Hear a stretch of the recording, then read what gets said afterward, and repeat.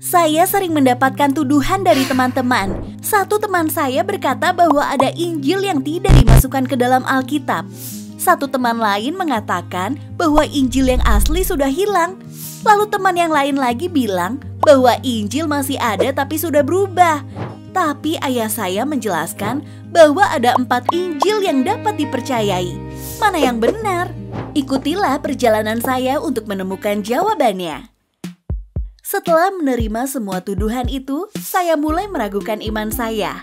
Apakah ajaran yang saya ikuti salah atau tidak lengkap? Saya ingin menenangkan hati saya, jadi saya mencari kebenaran di internet. Di sana ada banyak informasi yang membantu. Ternyata betul ada lebih dari 4 Injil, tapi sudah dibuktikan bahwa yang lainnya adalah palsu.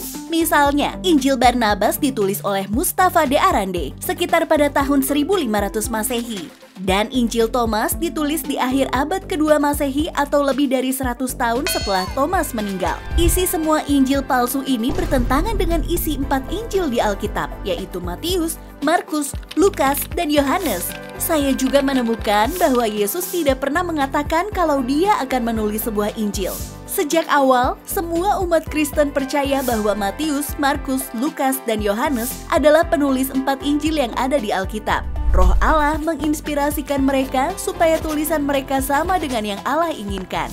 Segala tulisan yang diilhamkan Allah memang bermanfaat untuk mengajar, untuk menyatakan kesalahan, untuk memperbaiki kelakuan, dan untuk mendidik orang dalam kebenaran.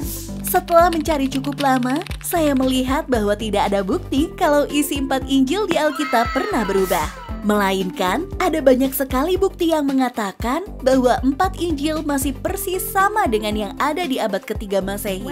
Ada ribuan naskah sebelum abad ke-7 yang persis sama dengan isi Alkitab hari ini. Memang, ada yang berbeda tapi hanya pada terjemahannya. Setelah membaca semua informasi ini, saya merasa lebih tenang. Ternyata 4 Injil masih dapat dipercayai dan tidak ada Injil lain yang sudah hilang. Jadi, saya mulai membaca Alkitab setiap hari. Saya agak kagum bahwa ada banyak ajaran yang masih relevan dalam hidup saya pada masa kini. Misalnya, mengasihi sesama manusia dan juga musuh. Jika kamu sedang ragu apakah 4 Injil dapat dipercayai, jangan ragu lagi. Silakan dibaca dan temukan ajaran-ajaran yang bisa mengubah hidupmu menjadi lebih baik. Klik di sini untuk menonton video lain mengenai Alkitab.